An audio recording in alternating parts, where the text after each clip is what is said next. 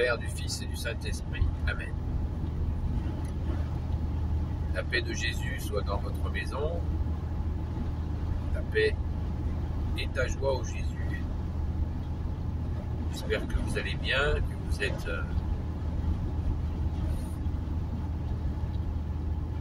dans cette certitude que Jésus ne va pas nous laisser tomber. Ce matin, je ne peux pas vous faire la lecture comme hier matin. Je fais des lectures de retard. Pardon Jésus. Mais j'aimerais aborder un sujet qui me paraît vraiment crucial. C'est la question du droit à l'erreur. Puisque dans une société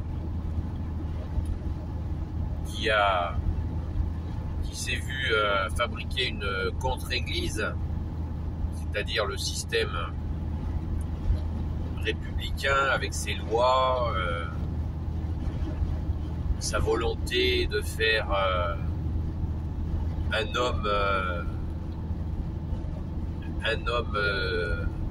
être suprême selon les délires révolutionnaires et donc républicains,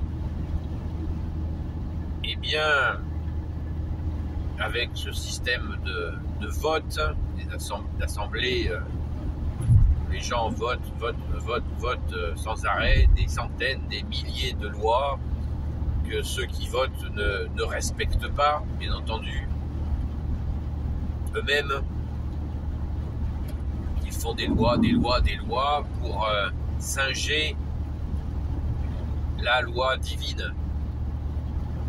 Celle de ton Père, bien-aimé Jésus, cette loi d'amour, celle dont tu as dit, Jésus, que tu n'enlèverais pas un iota, pas un tiret, pas une virgule, mais dans laquelle tu nous as bien précisé qu'il y a 2 commandements supérieurs, qui sont donc d'aimer ton Père, de toute son intelligence, de toute sa force, de toute sa volonté, et la loi, le 2e commandement de nous aimer les uns les autres. Donc 2 commandements supérieurs qui fait que quand on les applique, on n'a pas envie d'aller trucider son voisin, d'aller lui piquer sa femme, etc., etc., de voler. Et dans ton infini amour, bien-aimé Jésus, et dans ta sagesse, ce qui va ensemble, tu nous as enseigné que la loi a été faite pour l'homme et non l'inverse. Donc là, on est, comme je vous le disais récemment, nous sommes dans une compréhension de la loi de ton Père qui est souvent erronée et qui se cale sur des lois humaines.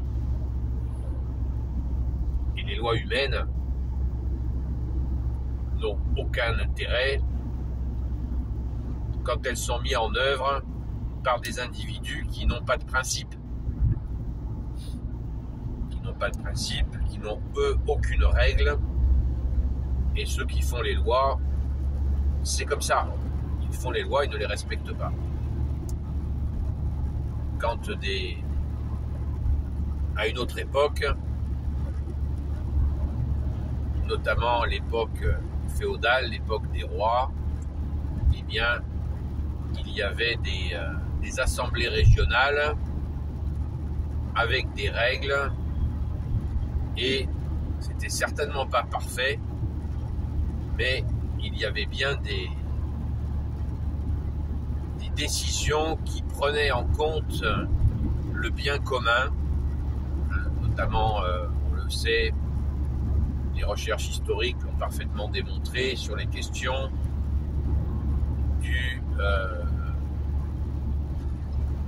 du blé. Il y avait par exemple sur les marchés une police du pain qui surveillait que le cours du pain ne s'envole pas, afin que les plus petites bourses puissent acheter leur pain. Et il y avait des systèmes, quand la récolte du blé était faite, il y avait un système qui empêchait la spéculation. C'est-à-dire que le blé était vendu localement. Il était interdit de vendre le blé, de porter du blé dans d'autres régions pour empêcher justement les trafics, ce qui s'appelle aujourd'hui le libéralisme, où on profite des pénuries de tel ou tel endroit dans le monde pour faire monter les cours, spéculation, etc. D'ailleurs, on le vit en plein. Donc, tout ça pour dire quoi? Que le droit. Donc on fabrique des lois, des droits, les devoirs que nous enseigne justement la Sainte Église catholique depuis 2000 ans, nos devoirs d'État, notre responsabilité de famille, notre responsabilité de père, de mère, et aussi notre responsabilité quand on est enfant, jeune, nous avons des responsabilités aussi, mais ils ont déconstruit une société en enlevant toute forme de devoir. Avoir des devoirs, c'est pas du tout dans le coup. On nous fabrique une société anarchique avec justement pas plus loin que son nombril. Pas plus loin que son nombril. C'est l'horizon qui nous est proposé de regarder notre nombril.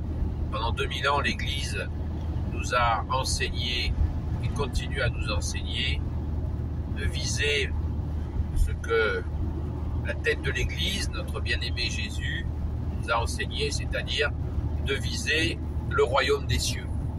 Pas moins. Merci Jésus. Et je vous répète, et vous répéterai encore, donc Jésus, tu m'en donneras les forces, tu le veux bien. Cette phrase de l'Évangile, cette parole de l'Évangile où Jésus, tu nous dis, cherche le royaume des cieux et sa justice, et tout te sera donné de surcroît. Tout te sera donné de surcroît. Cherche le royaume des cieux et sa justice, et tout te sera donné de surcroît. Voilà. Ça, c'est le cap. C'est le cap que tu nous as donné, Jésus. Et n'oublions pas la justice, puisque, vous le savez, pour le second avènement, ton second avènement, ô Jésus, eh bien, tu nous as dit, donné une feuille de route, tu nous as donné les critères de jugement en toute transparence. Merci Jésus, quelle preuve d'amour immense. Et les critères de jugement, puisque ton Père t'a institué le juge suprême des âmes du monde que tu vas sauver, puisque le Père veut que le monde soit sauvé par toi, bien-aimé Jésus. Alléluia, c'est comme ça. Et pour notre plus grand bonheur, car Jésus est l'amour, la justice et la miséricorde. Donc les critères en question, c'est, vous les avez déjà longuement entendus pour les habitués, les critères que Jésus nous a donnés dans l'Évangile sont: nourrissez les affamés, donnez à boire à ceux qui ont soif, vêtissez ceux qui sont nus, libérez les captifs, visitez les malades, visitez les prisonniers et accueillir l'étranger. L'étranger, il est entendu par l'étranger pas un étranger qui vient chez nous et qui met les pieds sur la table et qui impose ses conditions. Ça, c'est moi qui le précise. Mais ça va de soi. Puisque quand Jésus, à l'époque de Jésus, quand Jésus a dit d'accueillir l'étranger, il nous dit d'accueillir celui qui est différent, qui vient pas forcément de 2000 km, mais qui vient d'ailleurs et qui est un peu perdu. Il n'a pas ses repères habituels, donc il n'est pas question de le laisser comme ça à la merci du moindre loup qui passerait par là pour le dépouiller ou je ne sais pas lui faire quoi. Il est fragile, il n'est pas dans son milieu habituel, donc on le protège. Voilà, c'est pas l'opportuniste, ce n'est pas l'aventurier qui vient ici pour des raisons qui sont des raisons très discutables. Voilà. Bref. J'en reviens à cette question de droit à l'erreur. Voilà. Le sujet, j'étais parti là-dessus. Donc je ne m'en suis pas écarté. Pas du tout. Le droit à l'erreur, on en parle très peu. Très peu. Alors que il y a 2000 ans, le Sauveur est venu. Et qu'est-ce que Jésus a fait d'autre? Qu'est-ce que Jésus a fait d'autre que de venir dire « Je suis venu pour les pécheurs et les malades ». Et oui, je suis venu pour ceux qui ont fait des erreurs. Voilà.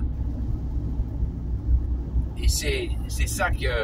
C'est cet aspect-là que je voudrais vraiment partager et que nous comprenions, moi aussi j'ai à le comprendre, le droit à l'erreur. Jésus est venu pour ça, pour nous montrer que quand on s'est trompé, eh bien, il est là, Dieu, que tu es Jésus avec ton Père et l'Esprit Saint, connaît notre condition humaine, sait qu'elle est jalonnée d'erreurs et que tout est possible. Tout est possible pour revenir sur le bon chemin. Que tu es Jésus, puisque Jésus, tu nous dis, je suis le chemin, la vérité et la vie. Amen. Donc, voilà le droit à l'erreur parfait qui s'appelle la justice, l'amour, la justice, la miséricorde de Jésus. C'est ça le vrai droit à l'erreur. Et c'est pas que nous y avons droit. Le droit, c'est plus que ça. C'est la grâce. C'est un don gratuit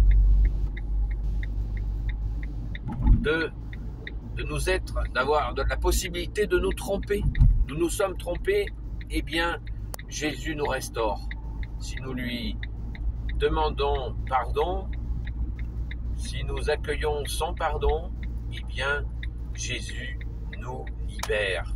Il est le libérateur. Le libérateur, c'est pas Che Guevara, c'est pas des faux dieux, c'est le vrai Dieu, le vrai sauveur, le vrai libérateur. Ce n'est pas une posture politique.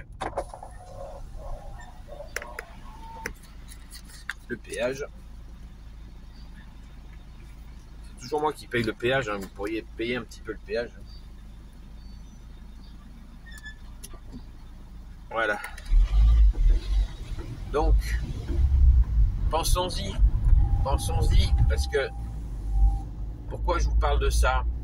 Parce que nous avons souvent une compréhension du Sauveur qui est erronée, tout simplement. Le Sauveur, on le voit des fois lointain, alors que Jésus se fait plus proche que Jésus, ça n'existe pas. Pour se faire proche de nous, il a donné sa vie pour nous. Vous ne pouvez pas faire plus proche que de donner sa vie pour nous.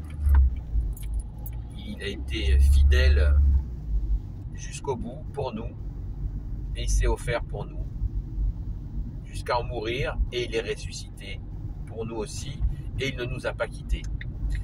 il est venu, il est mort et ressuscité pour nous, et il ne nous quitte pas. Il ne nous quitte pas, et il ne nous quittera jamais. Merci Jésus. Pensons-y à c'est plus qu'un droit à l'erreur. J'ai appelé ce titre-là pour essayer de nous... J'ai donné ce titre-là pour essayer de donner une clé de compréhension à ceux qui ne comprennent pas la grâce. Parce que la grâce, c'est pas forcément évident à comprendre la grâce. C'est ce don total de Jésus, la grâce. On l'a pas par nos mérites, pas parce qu'on s'est bien comporté ou nos parents se sont bien comportés, pas du tout. On l'a par grâce parce que, comme je vous l'ai titré dans la vidéo d'hier soir, avec ce beau coucher de soleil, merci Jésus de nous avoir aimés le premier. Voilà.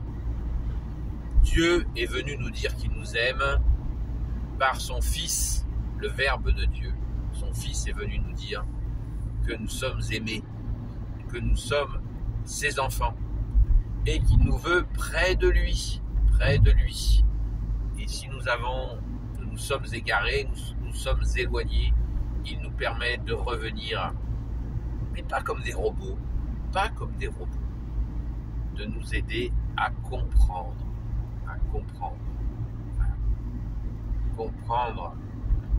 cet amour infini du Père, du Fils Jésus et du Saint-Esprit que nous pouvons connaître que par le Fils, parce il a plu au Père d'envoyer son Fils. Voilà. Donc, le Père qui nous pousse vers son Fils, le Père. Le Père nous pousse vers son Fils. C'est magnifique. Merci Jésus. Merci Jésus. Alors accueillons le Fils béni, le oint du Père. Accueillons-le. Et nous allons retrouver la bonne direction. Merci Jésus, toi qui es le chemin, la vérité et la vie. Béni soit le Père, le Fils et le Saint-Esprit. Amen. Ô Jésus, toi qui peux tout et qui portes tout, toi le Sauveur, toi l'Emmanuel, je te confie toutes celles et ceux qui regarderont cette vidéo ainsi que leurs proches selon ta sainte volonté. Sainte Marie, Reine des cieux, toi l'Immaculée Conception, toi qui écrases le serpent, toi qui es la lune sous tes pas, toi notre Mère, Notre-Dame. Saint Joseph, toi le juste et le saint, toi le sage, toi la terreur des démons, toi le saint gardien de la Sainte Église catholique et apostolique. Sainte Marie-Madeleine, notre chère Sainte Patronne. Et vous, tous les saints et saintes, amis de Jésus, Saint Michel Archange qui est comme Dieu, Saint Gabriel Archange, Saint Raphaël Archange et tes anges guérisseurs, et vous, tous les anges qui servez Jésus, je vous confie toutes celles et ceux qui regarderont cette vidéo, ainsi que leurs proches, selon ta sainte volonté, ô Jésus.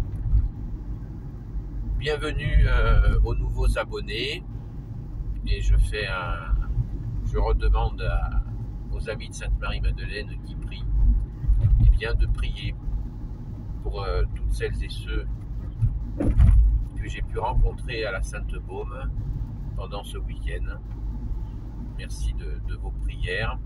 Moi, je vous ai confié, vous les amis de Sainte Marie-Madeleine, à la grotte, comme d'habitude, devant les reliques de notre chère Sainte Patronne, Sainte Marie-Madeleine. Donc, ainsi que vos proches, oui. Et je l'ai déjà dit. Et je vous demande de prier pour toutes ces personnes que j'ai pu rencontrer, selon la volonté de Jésus, bien entendu. Car Jésus seul, tu connais les cœurs et les reins. Alléluia. Merci Jésus. À très vite.